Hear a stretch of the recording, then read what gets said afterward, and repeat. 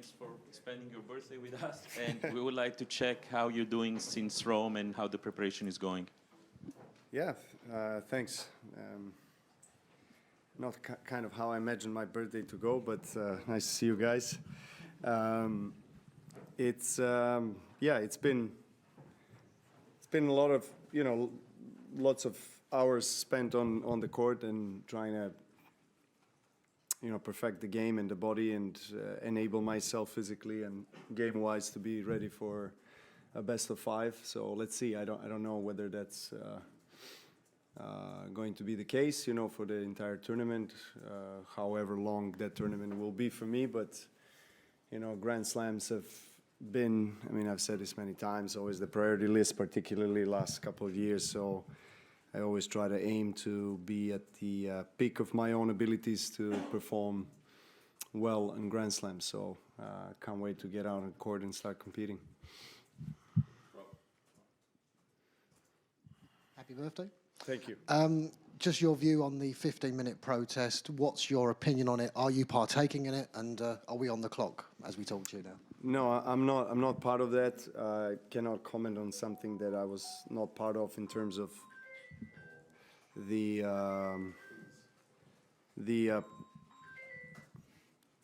I can answer that if you want. It's probably for my birthday someone's going.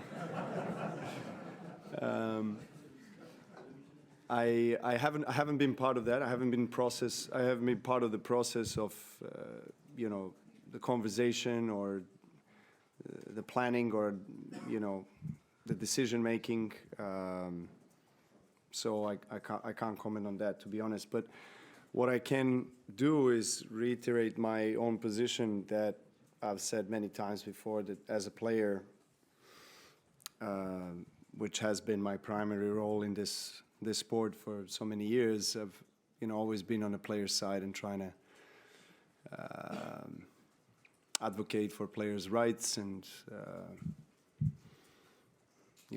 better future for players, but not only top players, players across all rankings, across all fields, particularly the tier 1 professional tennis, the players on both men's and women's side that are lower ranked, that are, often forgotten about. And, we tend to, when I say we, I mean including media and, all of the interest sides of the tennis world at the highest level talk about the prize money cuts and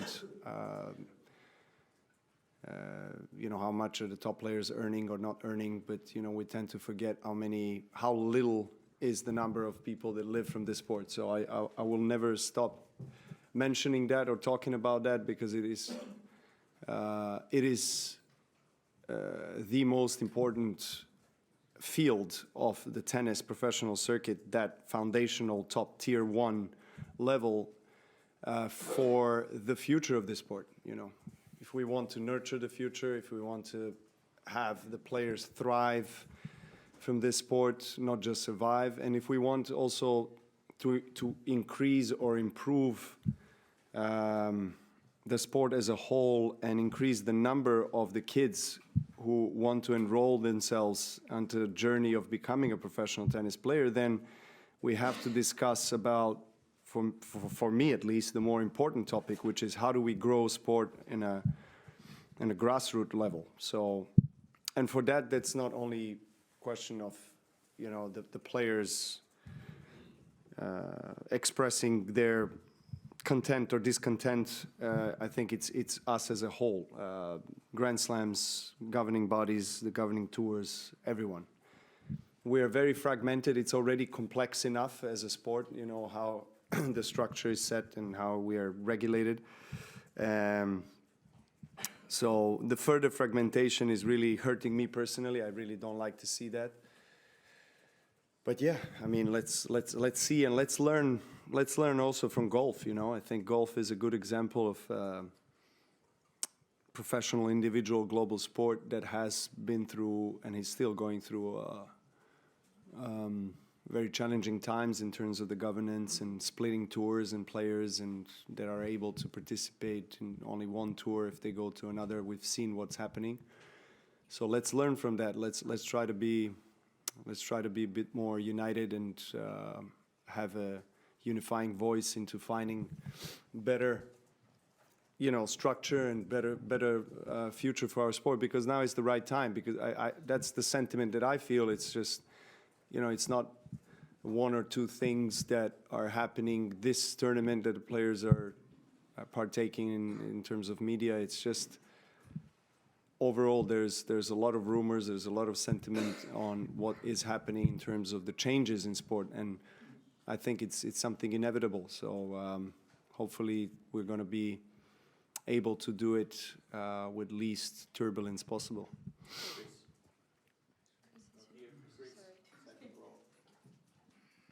Hi, Novak. Question about the preparation.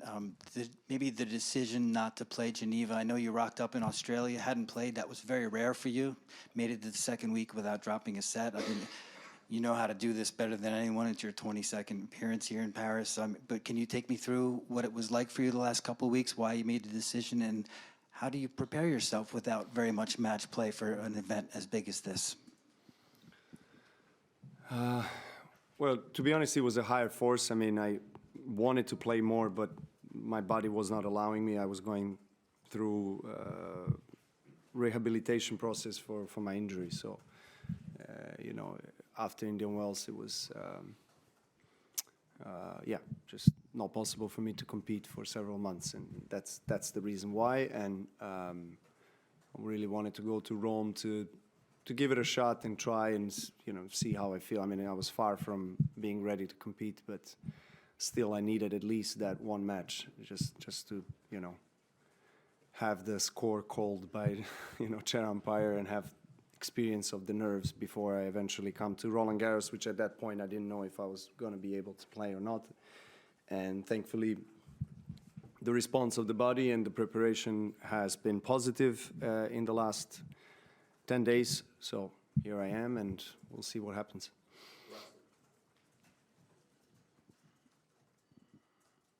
I appreciate your preparations haven't been ideal, Novak, but when you see that Carlos Alcaraz is missing from the draw, does that make you feel differently about your chances? Well, he's a two-time defending champion of Roland-Garros, of course. That, it's a big blow for the tournament not to have him. Whether that changes my approach to this tournament, I don't think it does significantly change, to be honest, because I've been through challenging times with my body in the last, 6 to 8 months. So that was my primary focus or concern, if I may say. Not much really thinking about whether I have better chances or not with Carlos, because I feel like being here or not being here, because I feel like if I'm healthy and I'm able to maintain that level of freshness throughout the tournament, it obviously will not be the same at the beginning like it is in the, towards the end of the tournament. But if I'm able to somehow maintain that level of freshness and in progress, and then I feel like I have always a very good chance, and I've proven that in Australia this year, where I was, close to win another slam. So, I always have that belief in me when I'm on the court. Yannick, over here. Yannick just matched you with his Golden Masters. He's also on quite a streak. You've had obviously some great streaks. Can you just explain the mindset when you've won that many matches in a row? Does the pressure build match after match, or is it more the confidence building? Well, I want to congratulate him again. I mean, I've done that on social media, but again, I mean, it's an incredible feat for him and his team. We've talked a lot about how impressive he is on all surfaces, and people may be questioning because of his game style whether the clay would be as dominant as hardcourt, for example. But he has proven that that's also the case, which is really amazing.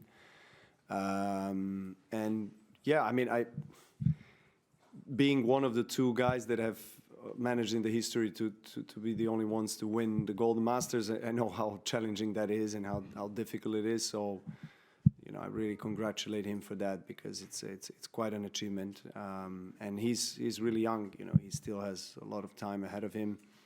And I think he's going for his Golden Slam as well here, if I'm not mistaken, as well. So, yeah, he's in maybe the form of his life, and without Carlos being here, also increases his chances even more of claiming more Grand Slam titles. And so we're all here to try to win against him and prevent him from taking more titles. And we have witnessed yesterday night on the court that he has lost only for the third time this year against Monfils and Svitolina in the exhibition. I told him that on the court, that if he doesn't step up, that he's going to lose against Gael. No, but jokes aside, I also want to mention, sorry, I have to drink a little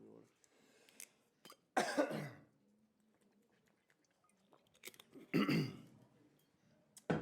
I just want to say a few words about Gael as well, that has been a friend and rival and someone I really admired and grew up with since the age of 13, 14. It was a wonderful evening, incredible atmosphere, and he deserved every bit of that celebration of his career that we experienced last night. So he was insisting on us playing that game. That was the first time I ever played that game. And it was fun. It was really fun for all of us to be there for him. He deserved it. So just a little message for Gael, because he truly deserves that, not only as a tennis player, but as a human being and somebody that has, touched so many people's hearts, has respect from, I think, everyone in men's and women's locker room of, across all the generations he has competed with. I mean, I don't know anyone that really doesn't like Gael. So one of my favorite players to watch, incredible athleticism, just I'm looking forward seeing him perform in his last Roland-Garros here.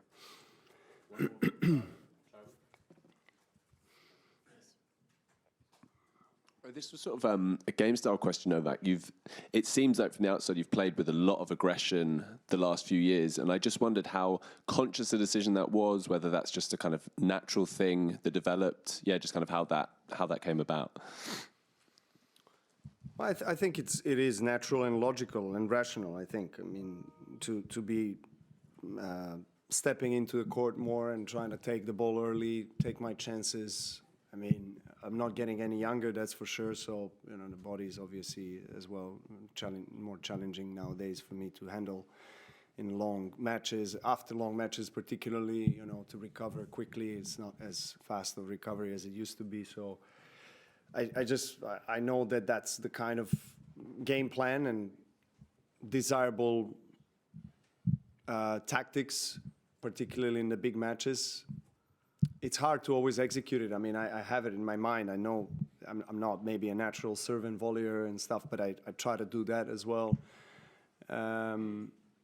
It's just that I have such a confidence in my defense and always had throughout my life. And then sometimes that plays against me because I then need to run more than maybe I should and strain my body further. But yeah, I mean, it's something I've been working on as well, short balls, trying to take early and put pressure on the opponent. And it helps when it's working.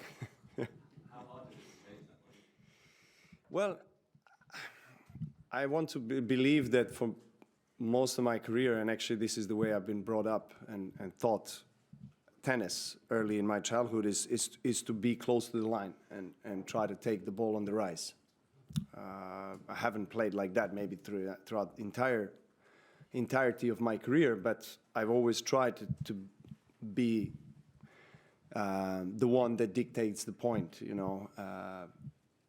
Of course, it was hard to do that against all the players, but against most of them, I try to do that. So I like to believe that that was the case, and that's how I feel. So it wasn't really hard for me to make that extra adjustment in terms of being more aggressive on the court.